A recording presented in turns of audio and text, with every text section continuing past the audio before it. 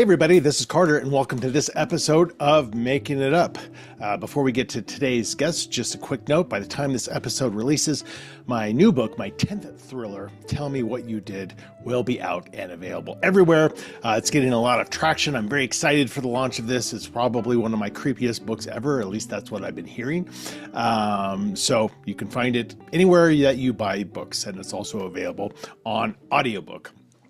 All right, so today I talked to two people, in fact, a couple of writers who are also happen to be a couple. I talked to John Yunker and Midge Raymond. So they are the co-authors of the book Devil's Island, which came out in September 2024 from my friends at Ocean View Publishing. So Midge and John are writers with a lot of publication history individually, but this is the first thing that they have co-authored together, and it's the first time they've written a mystery/thriller novel, Devil's Island, based on a trip that they took to Tasmania. So it was very, we talked a lot about.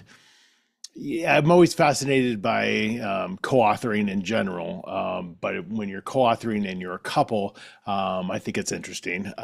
So we talked a lot about how they approached writing the book, and then we got into the details of how they approached getting this thing published, getting it in front of Ocean View, and in their case, doing so without an agent. So they had some great advice there as well. In addition, they have their own press, their own publication business that they've started.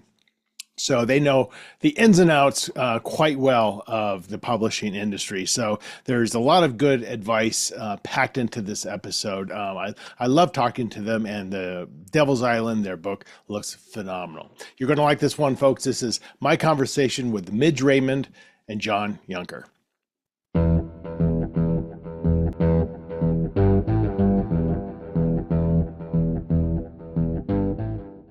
The thing about the small town is that it is wonderful. I love small town life. I never imagined I'd enjoy it so much. But the thing is, you do know everybody. So yeah, there are fewer people, but you know them all. So well, that's why so many mystery and thriller writers write about small towns, because of that exactly. Exactly. So congratulations on Devil's Island. Now that came out last September. Is that right? Yes. That's exciting. And my good friends over at Ocean View, Lee and the gang out there, I have, I don't know, I think I have 4 titles with Ocean View. So they're a fantastic group. I knew Bob and Pat well, and then of course they retired. Yeah. How did you come about finding them? Just through agents, or had they been on your radar? They were on our radar. So we had an agent for Devil's Island, and it was during the pandemic, the midst of the pandemic, and so she never sold it. So we parted ways, and then we were aware of Ocean View, and she hadn't submitted to them, so we submitted on our own. Oh, great! Yeah, great. Yeah. So, and they've been great. They do a good job over there, and the way they package books is so brilliant, and they're always stunning, and they have such a great reputation. So that's exciting that you're with them. I'm a little curious about, and we'll kind of go back and forth a little bit because obviously there are 2 of you, and I want to make sure that we get time from both of you. But, looking at both of your collective histories, or what you've chosen to share online, obviously writing is deep within both of your souls and has been for some time, it appears. And Midge, I know you've written novels before. First of all, is this the first thing you've co-written, and is this the first mystery thriller that you've done? It is, yes. It's the first mystery thriller, so that's a new genre for both of us. Although I'd have to say John's books are thrillers. I would describe The Tourist Trail as an eco-thriller. My books are more quote-unquote literary. They're not as suspense-driven, I guess. Right. So this was fun. This was a lot of fun. And John really drove the pacing and the plot part of it. Yeah. And I did more of the detail, right. and the fleshing out of the scenes and the characters and stuff like that. So it worked out really well for us. Yeah, and no, I'm just always curious about co-writing. I've co-written one thing, a YA thriller, and it was a great experience. And it was, we approached it that, hey, I want to write this myself, and I want you to, and then you do the editing. And so we just had very division of labor that worked great for both of us. How was it approaching it for the two of you? Because it's a weird thing, writing. It's a very personal endeavor, and to share that is exciting, but also I would imagine there's some lines of demarcation where you're like, you just crossed this line that I never told you existed, but you crossed it. Yeah, no, I think if we hadn't been we read each other's work. We've done that for years, so we already know our strength. I think our relative respective strengths and weaknesses, and the writing process was kind of like a tennis match. So we wrote the book entirely. So I would start it, do a chapter, give it to Midge. She would do her magic and find issue if there were issues. Screw it up, and no. If there were issues, it came back to me. But then, so it kind of went back and forth, and then I'd go to the next chapter, and that's how we progressed. And we definitely had vivid discussions along the way, I'd say, because I would introduce issues that I didn't see, or we'd hit dead ends. We hit a few dead ends along the way as well. So which is, you hit dead ends writing solo also all the time. But there's it's so funny because I feel like I'm a very selfish writer. I'll write a book and nobody even knows what I'm writing. My agent doesn't know, and I'm like, because it might change. I'm not plotting. I don't know what I'm doing, so I don't want to share that with anyone, and I want to be open to my own revelations. And then by the time it's ready and it goes to, say, an editor, and the editor comes back with comments, I always receive them well, because I'm like, yes, these all make the story better, and I've kind of done the best that I could do up until this point. But during the process of writing, I think I would feel, I don't know if protective is the right word, but I think it would be harder for me to accept ideas when I haven't fully had all my D's myself yet, in a way. I don't know if you ran into that at all. Oh, I totally get that. I'm the same way about starting a new project. I don't want anyone, I have to sort it out for myself, kind of as you were saying, and it's unhelpful for people to look at it. But then I get to the point where I need to have someone to look at it, and that person's John usually, before my editor, before an editor, just because he knows my writing so well, he knows my sort of, I don't know, worldview so well, that he can say, oh, I think this is what you're trying to say, whereas I'm not sure someone who doesn't know me as well could do that. Yeah. So yeah, you're protective of your work as well, though. You might be more so than I am. He's nodding.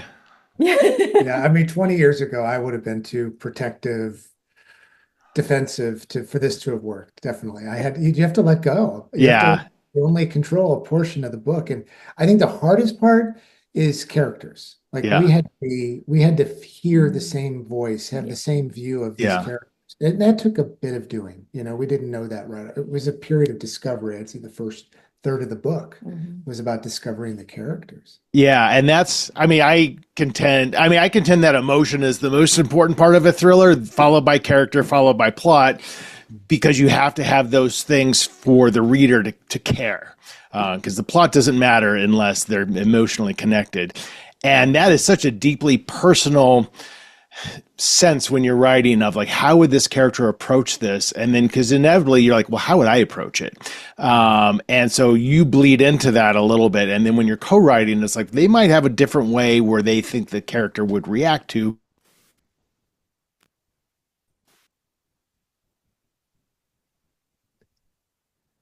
This is why I record and I can edit.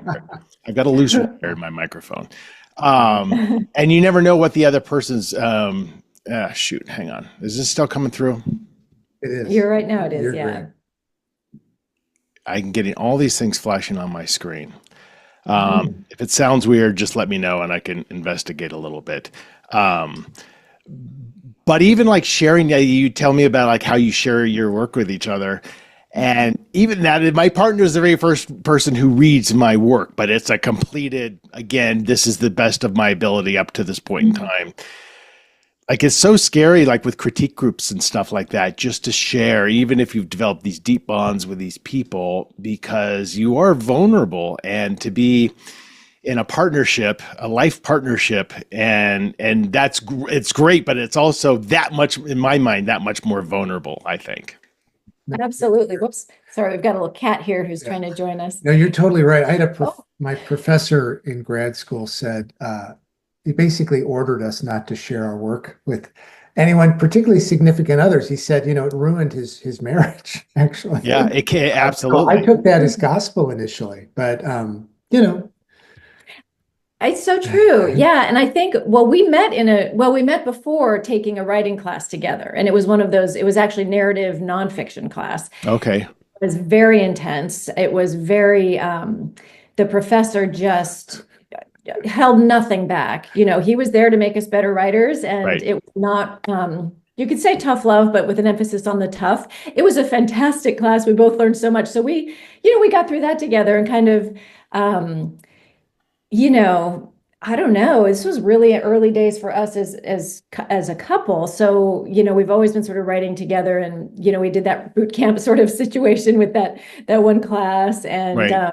started sharing work with each other. But I was very much, I so agree with you about having, that vulnerability, because it was really hard for me to show stuff to anyone, even John back then, that I didn't feel was really polished. But Right. the problem with that is, by the time you get something polished, if there's a fundamental flaw, Right, you you're spend a lot of time on that work, So Yeah. I'm a little better about that. I was just telling John the other day, I'm going to need to show you some pages, and they're going to be awful. Don't Yeah. think that's for me. I'm just going to put it out there, and Which, but that's what we do. and you're right. It is, I contend it's one of the one of the hardest things for a writer to do is to share their work. Not only is it difficult, it is 100% necessary, because you never exist as a published writer unless unless at some point you share your work with somebody.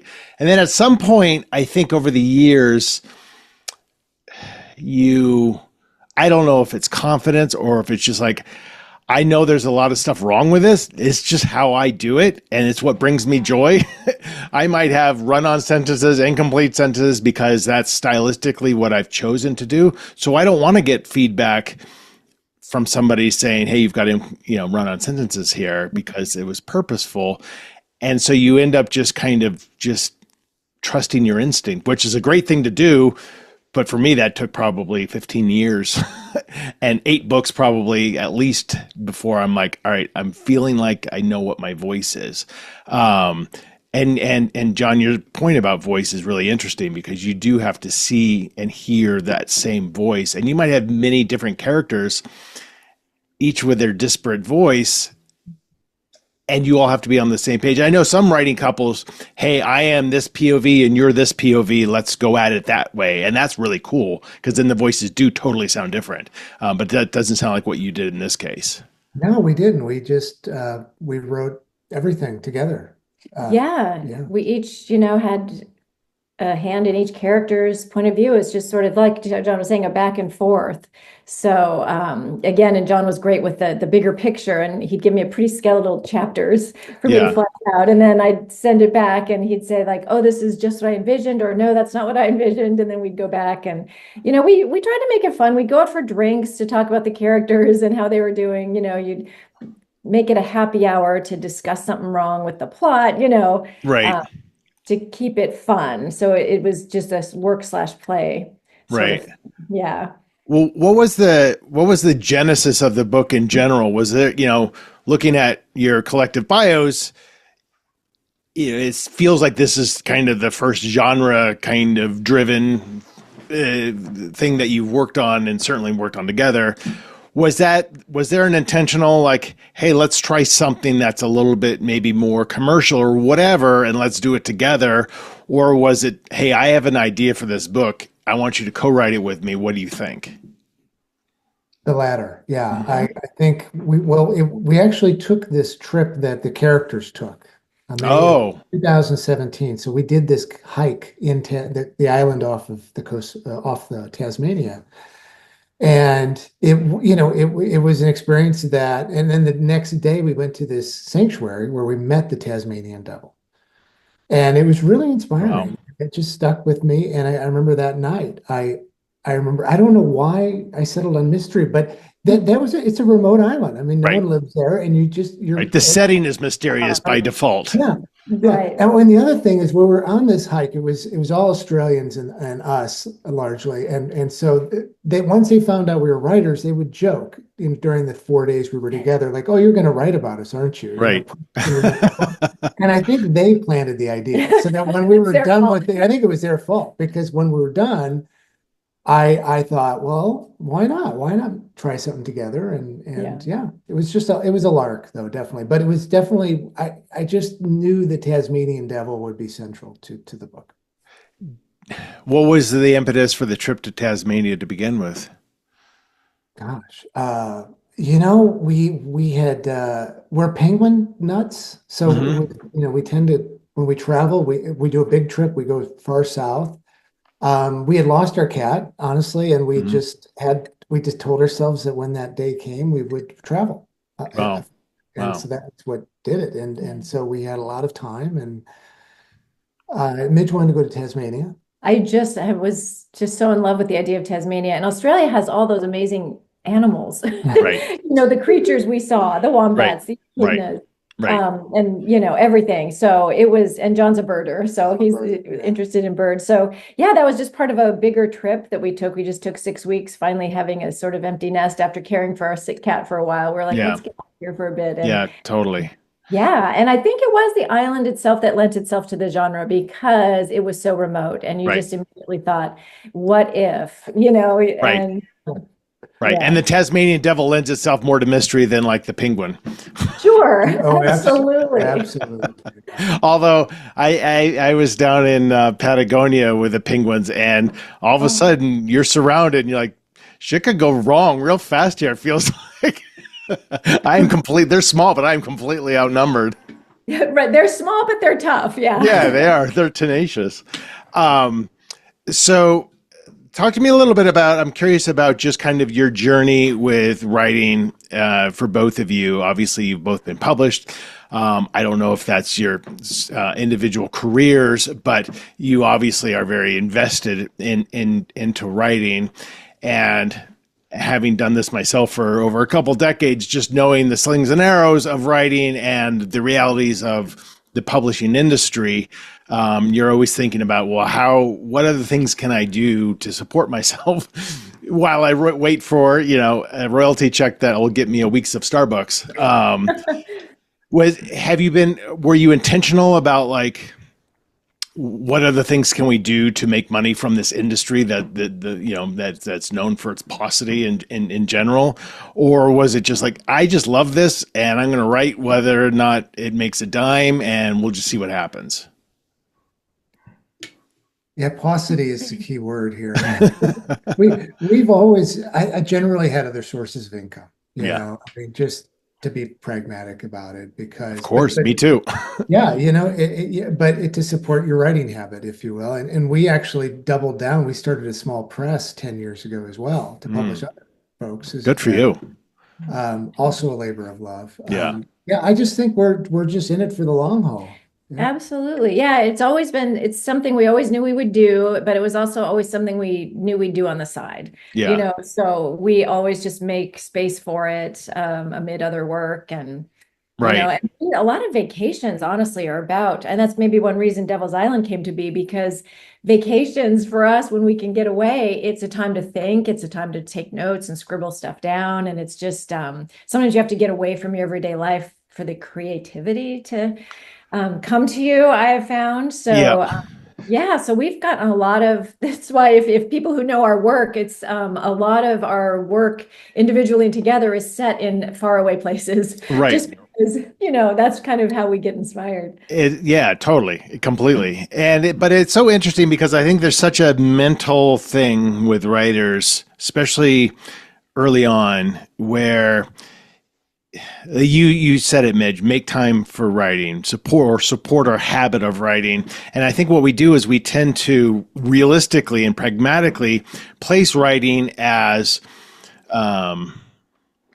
a secondary part of our lives, or tertiary even, or if you want to call it a hobby. And I think the dangerous thing about that is, because I did that for years, the dangerous thing about that is you're never giving it the importance and the respect of a career. And you're never going to manifest it into something if you always have it as this thing over here. And that took me, and that doesn't mean you're going to quit everything and become a full. I used to preach, like, don't ever quit your day job. Yeah. But I was eventually like let go from my day job because of the economy. And then I'm like, all right, what if I just did this and figured out other shit to do, like without fully embracing the corporate 9-to-5 job? And it's scary, but it's also, you start to see things start to happen because you've shifted your mindset around it. And I feel like between the two of you, just that energy towards writing does probably just, inevitably beget good things happening. That is such a great way to see it. I think you're so right. I once went to, this was when we were living in Southern California, and I went to see a sort of a healer, because that's what you do if you live there.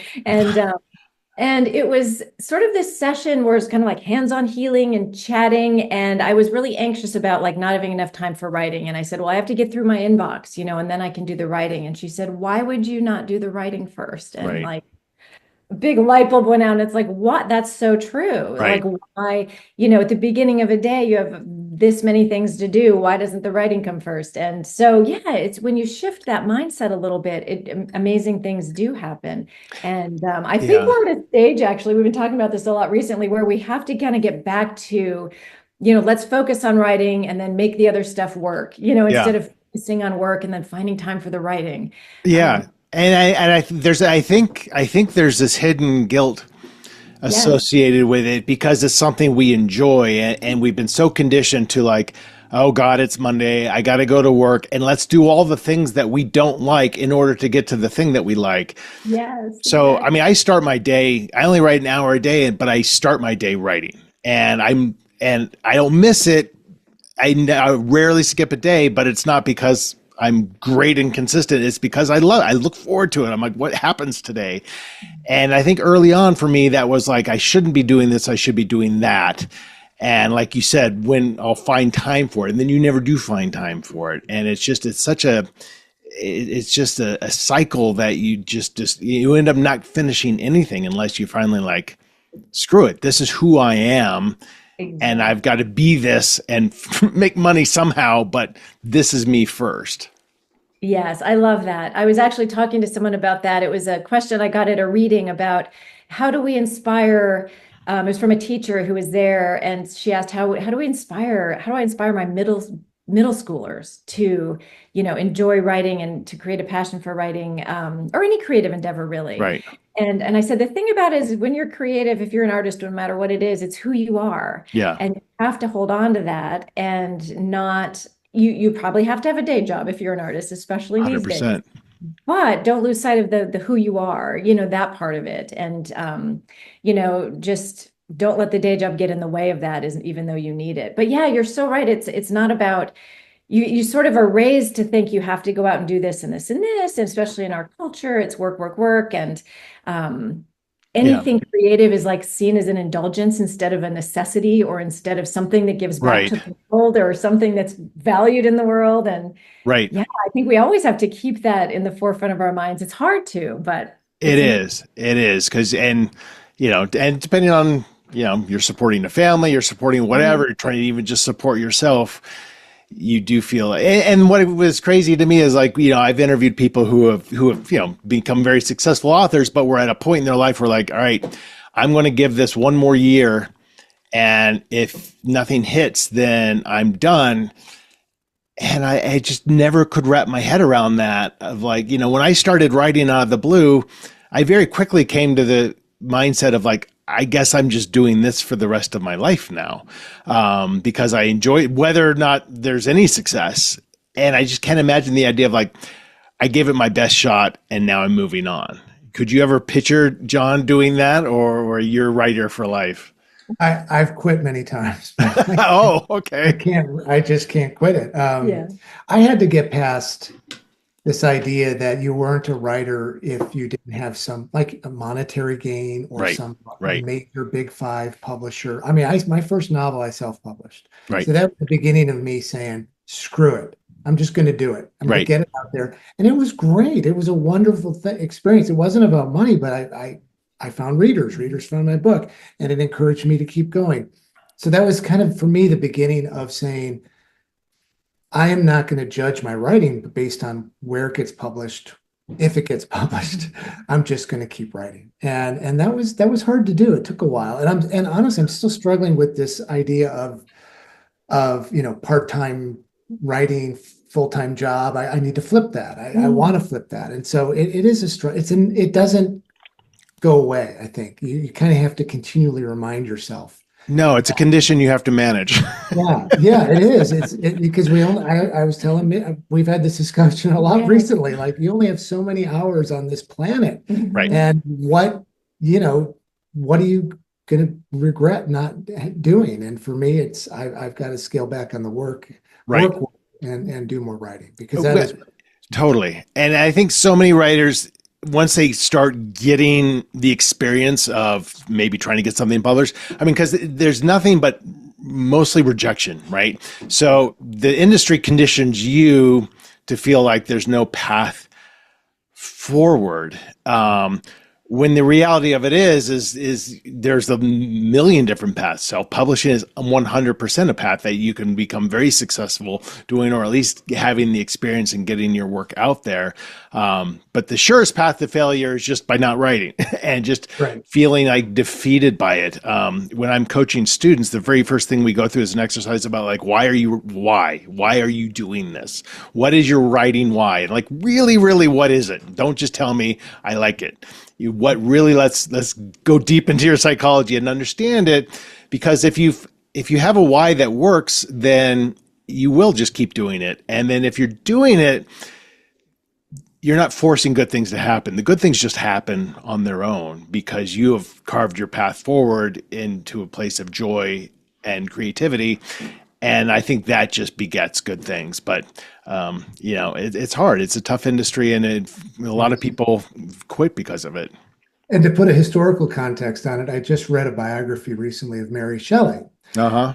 And it said she didn't make a dime in royalties from Frankenstein. Right. She was rejected by the major publishers. She found a small press. They printed 500 copies. She got almost nothing but bad reviews. Okay. And now we look at her and thank God she wrote that book. Right. She just like us wanted it to be a bestseller. She needed it to make money. Right.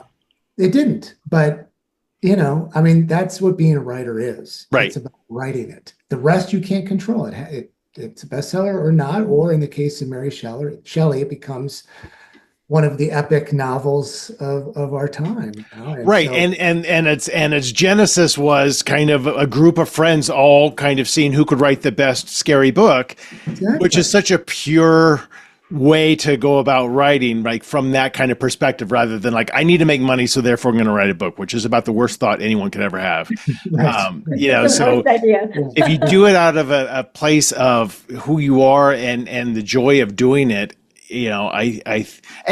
but you also have to be consistent. You do have to share your work. You have to be open to feedback. You have to understand what makes stories work. But I look back on my own body of work, and I can never predict if something's going to be good or not. Some of my novels that I'm like, it's okay, sell much better than the ones that are like endearing to my heart that I think is a much better book. Who knows? And so now with publication of Devil's Island, coming at it from, not only a co-authoring perspective, but a mystery thriller perspective and a new experience with Ocean View, what was that process like of like getting it published? And now, kind of looking back a few months, did you have expectations? Did you meet those expectations? Was it a good experience? Yeah, it was definitely, yeah. Definitely. I think we kind of had realistic expectations having been published before, and And we published in a lot of different ways between us, pretty much every way there is, from publishing to the big five to the small presses. Oh, wow. So Okay. Ocean View was a small press, kind of like Ashland Creek Press, with the one that we founded. We knew we'd have to do all this work, but we had this great team behind us for the cover and marketing and promotion and sending out the review copies and all that good stuff. But we did a lot of work with, setting up our events, and it's kind of exhausting, but it's also exhilarating because it's your book and it's going to be out in the world. And it's the fun part of it's exhausting, as you were saying, all the rejection. The hard part is like trying to get a book into the world. Right. And the second hard part is promoting a book and getting the book to the readers, I think. It's terribly hard. Yeah. And it's expensive. I mean, it's rare that the company is footing the bill for any kind of a tour. Maybe they'll cover an event or two here and there, or you're doing a lot of local stuff. And like you said, you're just trying to get in front of people because it is rewarding, but it's also like, this is, if you have a good personality, like it's great to get in front of people, and because that helps too, but it's a lot of work. I mean, every time there's a release, it's like, okay, here we go. Yeah, and we're super introverts also. So that's, we have fun doing events, but at the end of a night, we just collapse with exhaustion because it's a lot for people who like to stay home and write, our cats. It's kind of, doing all this, a huge series of book events. It was exhausting. It was super fun, but yeah. But it must be easier, both being introverts, at least you're still together. Yeah. Doing it. So, you can say, all right, I'm going to be a little quiet for a while, let you talk. Has that made a difference, or has it been kind of hard to tour, like not solo? No, it helps being together. I think so. Definitely. Yeah. How terrible would it have been if you both answered that differently? That would have been very interesting. You'd be like, can you mute for a second? We're going to have a little sidebar. Technical difficulties. Yeah. Now, is this a path forward that you both? I mean, I'm sure you're going to be writing multiple things probably at once, given your how much you write already. But do you already have ideas in mind for co-authoring something new? We actually have another book we finished. Oh, so that is, we're in the process of looking for a publisher. So the journey never ends, but I think we're going to continue. We're definitely going to continue along this line. Go ahead. Sorry. The mystery suspense. Mm-hmm. Yeah. What is your advice now? Because you went to Ocean View unagented, and I'm guessing maybe you still are unagented at this point. What is your advice because that's hard, right? And I know there's a lot of aspiring writers listening, and there's so much stress around, I have to get an agent, which is harder than ever to do, which is what I've heard at least. But you've obviously been successful without one. And do you find like, we've cracked the code in order to make contacts to find the right places to submit to? How does that all work? Oh gosh, I wish I could. You should write a book on it. I should. When we talk to authors, the few authors we've published too, we've said, I always recommend try to find an agent initially, because it's good to have an ally, someone who can get you in front of editors at the large presses to give your book the best shot, get an advance, those things, and to give you advice on your manuscript. That's been huge for me. They're gatekeepers, Right. and if you can get through one of those gatekeepers, that's a step up. But you also have to then be very patient and very persistent. Mm-hmm. It can take a year plus. So I think for this next book, I think we have approached a few smaller presses, and we're prepared to self-publish too if we have to. Because we've been down this road before, and we know the journey it can be long, and we also, because we have a lot of the skills, the publishing skills already, we think we could self-publish too. Is your press still around? It is. Yes. Yeah. In fact, we did. We got a lot of questions from people about Devil's Island. Why didn't you just publish it through Ashland Creek Press? Because it is, it does sort of fit the environmental themes of Ashland Creek Press. So, But as we were talking about, with the advantage of publishing, even with a smaller press, is having that second pair of eyes on your manuscript, or several pairs of eyes, and also, getting fresh ideas for the cover and getting all the marketing support. So I think it's always great to have another publisher, but at the same time, we have been doing this a while, and there's some really great things about publishing it yourself. So Right. And it's got to be the right publisher, because we've all heard the horror stories, right? Oh, absolutely. You have to be absolutely. picky. You have to be picky. Yeah. So, and which is for most authors, especially if they are unagented, that's where you're vulnerable if you don't really know. And it's really hard to turn down an offer. Same thing with an agent. Like, I got an offer, 100 rejections, and somebody offered me to representation, and you take it and you find out, well, that was a terrible decision, because you just don't know. So it's got to, you do have to ask questions. You do have to ask, what kind of support are you going to give me if you're talking to a publisher, and who are your other authors? Can I talk to them? And that's a really hard thing to do when your dream is like dangling in front of you. Yeah, It is. That's great advice about talking to other authors. We recommend before we publish an author that they talk to other authors who we've published. Yeah. The best guarantee that you'll have no regrets, and there's no guarantee, but I think that to increase your odds that you have no regret is just, you got to do as much research as possible. And there's so much out there on these podcasts. Jane Friedman is a great resource. Right. Just absorb as much as you can, so that at least you feel going into it that you're as educated as possible. And if it doesn't work out, you just keep writing. Right.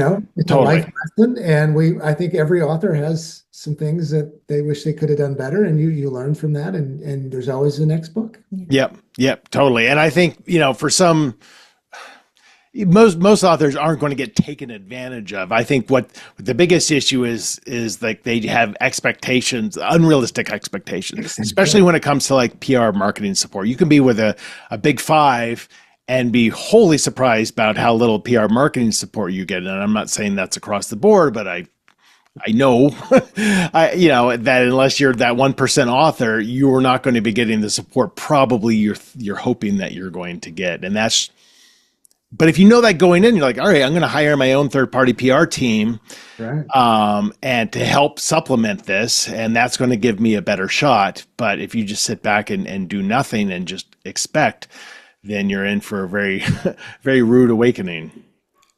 Absolutely. Indeed. Yeah. And sometimes, publishing the big five have better distribution than a press like Ashland Creek Press. Oh, excuse our Shelby. But often we'll say, sometimes the difference between publishing with a small press and a big five is not much when it comes to what the author has to do. Right. Because just as you were saying, it's the 1% authors who get all the red carpet rolled out, but most of us have to do all of that on our own. Right. Which is, it's a great experience to go through, because now I'm an expert in Canva and I know how to create great social media stuff, because you have to. Right. I know how to reach influencers on Instagram and all these things, that because you are just huffing it along, and you've got to do it yourself, and they're great skill sets to have. Definitely. Well, we're going to wrap up. Before we do, Midge and John, we're going to do our own little storytelling here. This is the making it up portion of the show, and we'll probably just rotate through this.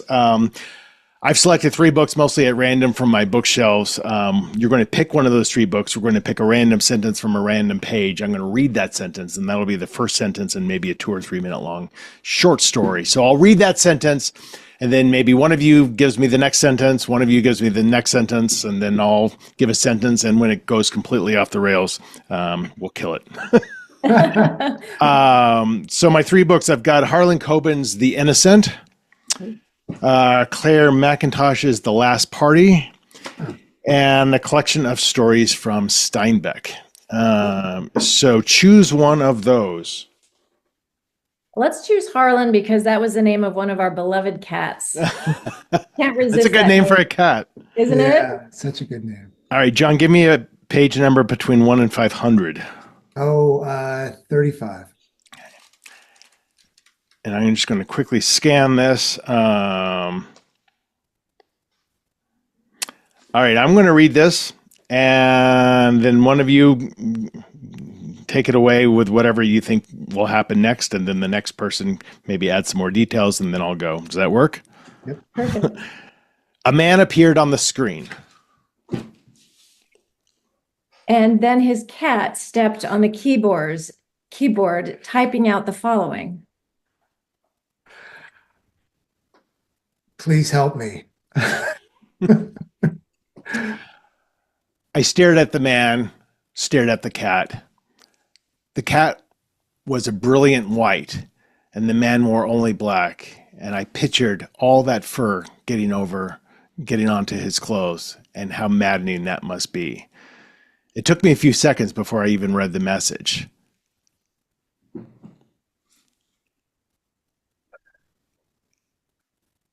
Should I? And then, Oh, go ahead. no, go ahead.